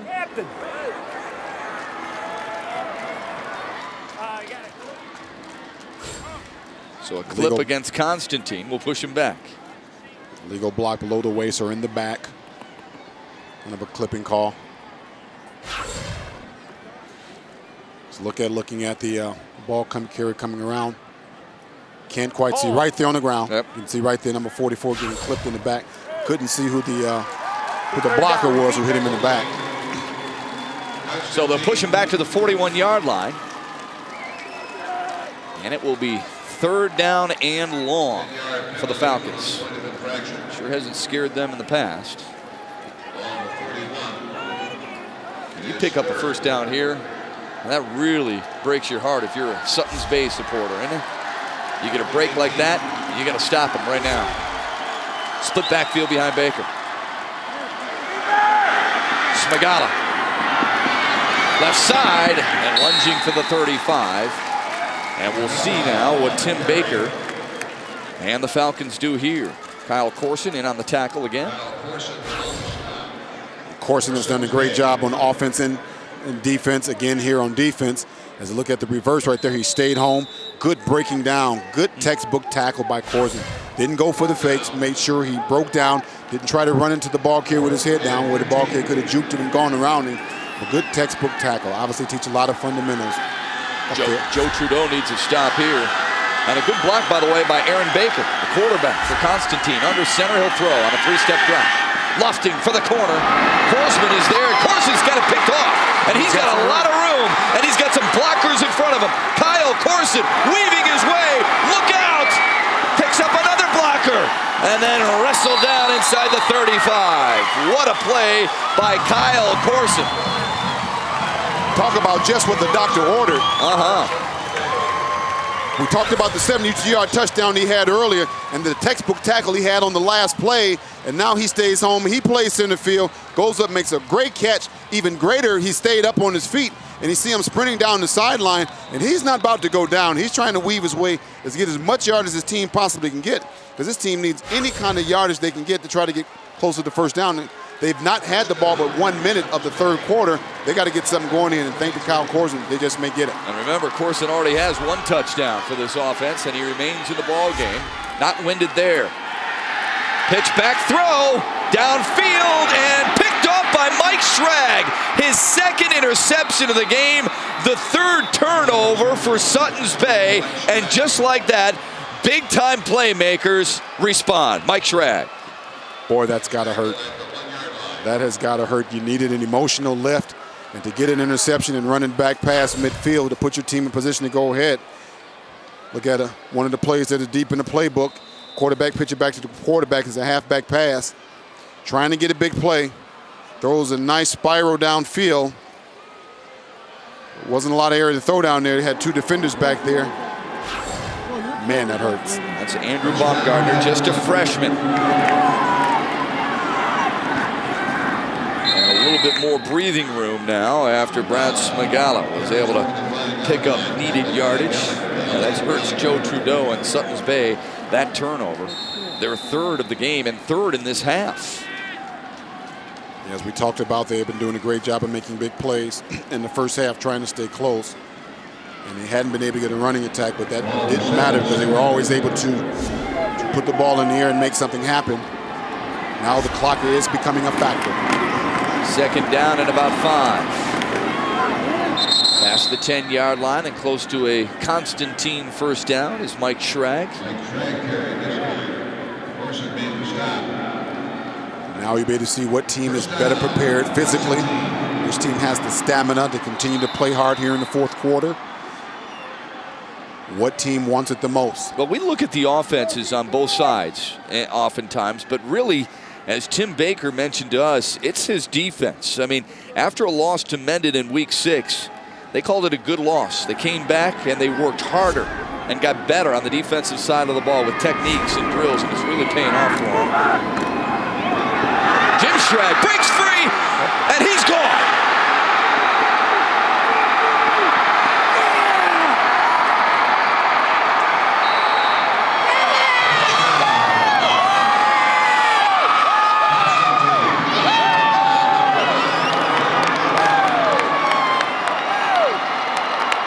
This ball game is not over, but that hurt. That really hurt. An 89-yard sprint for Jim Schrag, his second touchdown of the state championship game. He bust up the middle. I think one of the great parts of this play, if you look at one of the, I don't know if you'll be able to see it from this angle, but he had one of his blockers just kind of shielding runners off to make sure nobody closed on him, and he sprinted all the way 89 yards for a touchdown. The extra point is off the left upright. But it doesn't matter because the Falcons are flying high. They lead 34-13 with 8:42 left in the Division VI state championship contest on FSN Detroit. Well, the true colors in the NFL are black and blue. With hard-hitting action in the NFC North, get up to date with the Lions, the Packers, the Vikings, and the Bears on the Black and Blue Preview with host Trevor Thompson tonight at 11, and only here on FSN Detroit. Jim Schrag and the Falcons decorating the dome in red. In this Division VI state championship, Schrag almost to 300 yards, averaging almost 13 yards per touch. What a game for he and his brother, and what a way for them to go out and end their 4-year spectacular career in a Constantine football uniform. I think he doesn't get the 300 yards because he doesn't play. I think if he's in the game, 300 yards, you can count on that. And now Suttons Bay will try and do what they can to try and save some face. Jim Schrag, the story of this one, at least so far anyway, and I can't imagine anyone else stealing his headlines. Our brother Jim Schrag here is running upfield, doing what he does best when he gets in the secondary, running well, going straight up here the middle, just out-sprinting the secondary and going over the right side for a touchdown there. And breaking up right here, and here's the home run here. He breaks upfield after he breaks 2 or 3 tackles, keeps his leg, and once he breaks out, he doesn't even look back because he knows no one's going to catch him. Brother Jim Schrag, brother of Mike, running for 292 yards. Now the Norsemen need to answer quickly. Stewart wrestled down after a pickup of 4.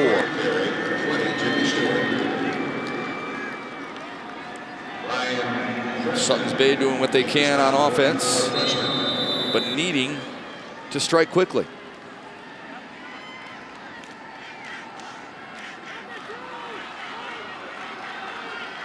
Well, you got to stay positive too in that huddle, don't you? Yeah, you do. But the sense of urgency has to be felt by the Norsemen. Under 8 minutes to go. Schluter will throw.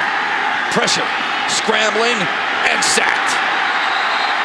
Well, they're just pinning their ears back now, aren't they? Yeah, you know what the call is going to be. They got to pass the ball and get downfield because the clock is running.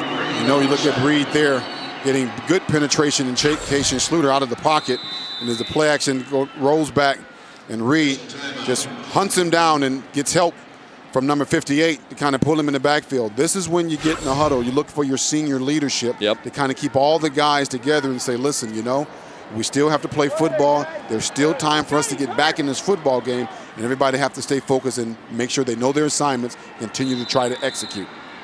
Well, the Falcons have been focused all game long, haven't they? Starts on Wednesdays for Constantine, where they have campfires and talk about what their goals are, what they need to accomplish in the upcoming weekend. 7:20 away from accomplishing the biggest goal in school history.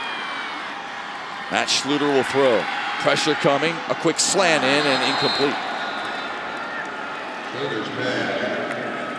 He's looking for Edgar Guillen. JC's younger brother, looking at a very difficult situation here. Again, it's 7-9 left in the game.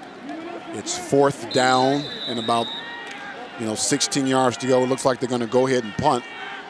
You don't want to give them, although you need yardage, you need the ball, you need points, obviously. You do not want to give them the ball back in this part of your field.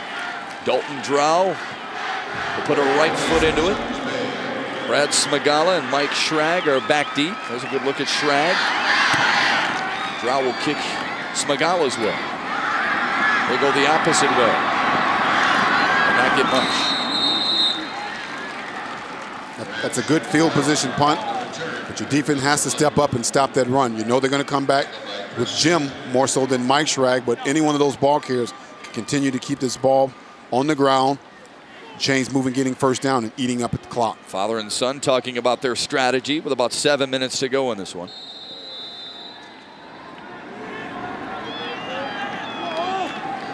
On a 1st and 10.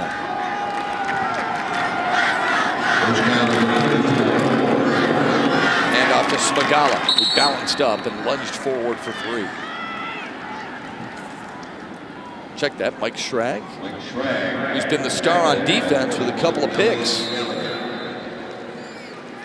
Make sure they keep him involved in the offense. Yep. And again, I think that's a good call by Coach Baker, because Jim Schrag had been your workhorse for the day. You want to make sure you keep the defense honest by showing them you will give the ball to the other guys as well.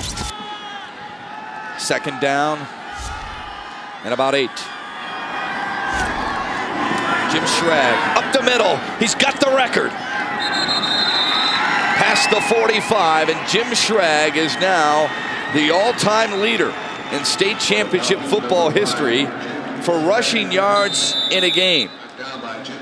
301 yards, breaking the record once held by Roy Granger of Farmington Hills Harrison back in 1991. Hats off to you, young fella. Absolutely. 301 yards in one game. Man, that's amazing. I tell you what, that's half a season for a lot of teams. 1st and 10. This is his brother Mike Schrag, feeling his way, trying to get to the 50, and is knocked backwards. 5:40 to go in the 4th. Well, my partner knows the thing about toting the rock a little bit, doesn't he, folks? Stan Edwards at the University of Michigan. 2nd down, 8. What vision. What feet. Where'd you guys dig this stuff out of? And I tell you what else. Anytime Michigan needed a key touchdown, just turn and give it to 32. And look at, he can catch. Look at it. Spun around, it doesn't matter. Hey, show Braylon that one there. Yeah, and look at all he does after he catches that touchdown. There's no excessive celebration. He knew it was going to happen. Brad Smagala trying to stay in bounds, but that was inevitable. Wrestled out of bounds. Constantine, very impressive. Very methodical in what they do, but they do it so well, don't they? They do it very well. And both teams are very well coached. But you talk about losing the one game. I mean, I think that, again, that helps most teams come into a game like this and not worry about it. You can freewheel and play like you normally play to make sure that you can be consistent and don't want to go home and leave this game and say, if I could have, would have, should have. Now, the game is not over with. The Norsemen have nothing to be ashamed of. They came absolutely and played not. well. Hey, listen, they gave it everything they had, especially on the defensive side of the ball. It's just tough to follow these guys, the way they go the misdirection. As they go up the middle again, Jim Schrag, and there's Elliot Gallagher and Jim Schrag battling a little bit. Two guys who want that championship so desperately, and they're not going to stop either. They're going to continue all the way through, and that's the reason both these teams have made it this far.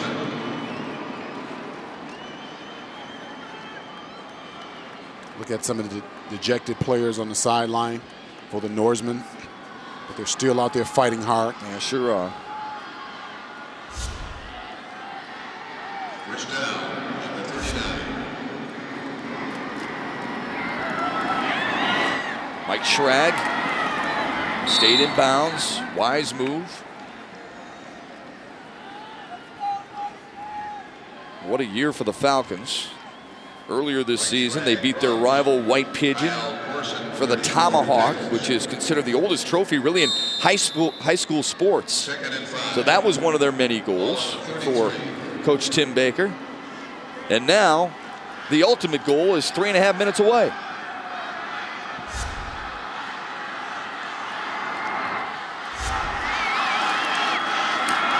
Mike Schrag again.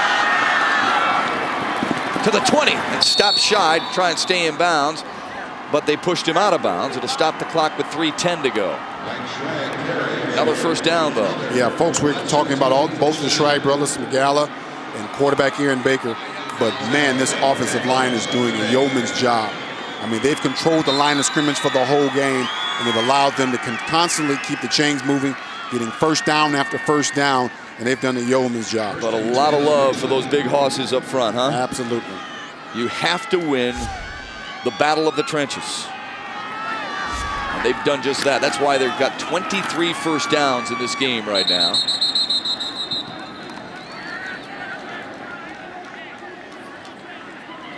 Another tackle made by Elliot Gallagher. He'll be back next year for Suttons Bay, though. Just a junior. And if ever there's a silver lining, that's it. Suttons Bay with a lot of kids coming back who've gained a lot of valuable experience for Joe Trudeau. You cannot pay for this type of experience for kids to get here and take that long bus ride home and think about what they could have done better, but know what they have to do in the offseason to prepare to get the long road back here. Second down and 10. Falcons will chew as much clock as possible.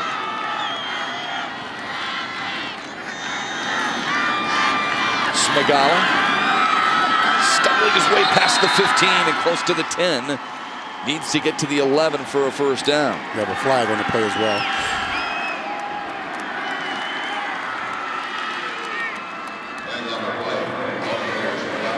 The face mask.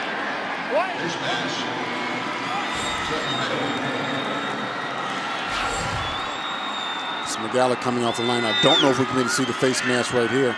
It's kind of buried between tacklers, so it's difficult to see who actually had the face mask.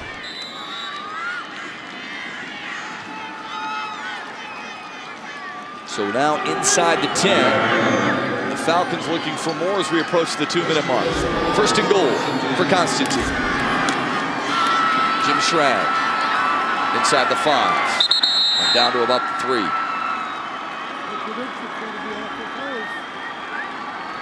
Boy, that Constantine sideline ready to erupt. Look at that jubilant fan there. It looks like she's ready to celebrate Christmas early, doesn't she? Yeah, very early. I don't think she knew she was making a safety sign either, by the way. Somebody tell her. Second down and goal from the 2. Little icing on the cake for the Falcons, maybe, with 1.5 bucks to go. Mike Schrag wrestled down by Elliot Gallagher. He's still playing with an awful lot of pride, isn't he? Yes, he is. Like, again, we talked about this Norseman team not giving up. And now it's about pride now. It's third down coming up. Can you keep them out of the end zone? And that would be a big, at least nothing else, but a moral boost for your ball club. Kids have held it together well, though, haven't they? Todd Mikowski, Andrew Dozell, and Elliot Gallagher. Good look at that linebacking core for Suttons Bay. Third and goal now. A handoff. Mike Schrack spun around. And Elliot Gallagher again in on the tackle. Considered their strongest player. And boy, has he had a strong game today or what? Yes, he had. That was a good, tough play there. And there's to see what happened. There's 31 seconds left and it's fourth down. They'll probably get one more play off. I think that'll be it. Now I want to challenge this Norseman defense. There'll be one more play, maybe. Well, I wouldn't be surprised if he just takes a knee. Just because of the way Tim Baker is. A lot of class. No need to try and get more points, and they may not even have to snap it. No, I don't think so. Yep, he takes the knee. And Aaron Baker and Constantine celebrates. Everyone celebrates in that great city for the first time ever. They'll be champions. They'll turn it over to Suttons Bay with 4 seconds left because he took that knee so quickly. It was fourth down, which means that there's a change of possession, which stops the clock, and there's 4 seconds left. So we'll be back with the final 4 seconds and the handing out of the Division VI State Championship Trophy to Constantine. There it is right there, the Division VI State Championship Trophy, and its new home will be Constantine High School, located in the lower half of this great state of Michigan, right near the Indiana border. 576 yards on the ground for the Falcons. That is a new finals record.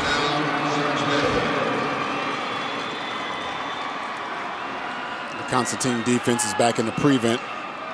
Final 4 seconds and a fumble, and that does it.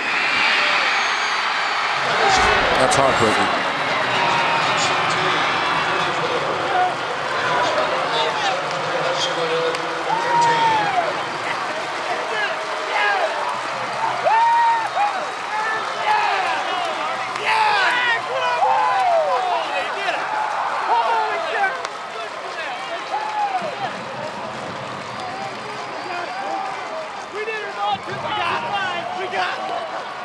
History made in the state finals for Constantine. It is their first state championship, but also because that man's team had a couple of state records. Tim Baker's offense gained almost 600 yards on the ground, and he had an individual by the name of Jim Schrag set a state championship record. And how appropriate is it that those two embrace to celebrate not necessarily the record, but the fact that they are king of the Division VI Michigan high school football world. Suttons Bay with a valiant effort, but that Constantine running attack was mauling. The running attack was just absolutely phenomenal.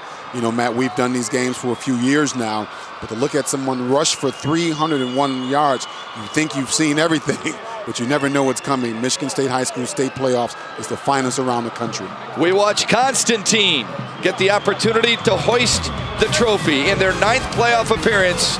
Yes, Tim Baker, it is real. You are a champion.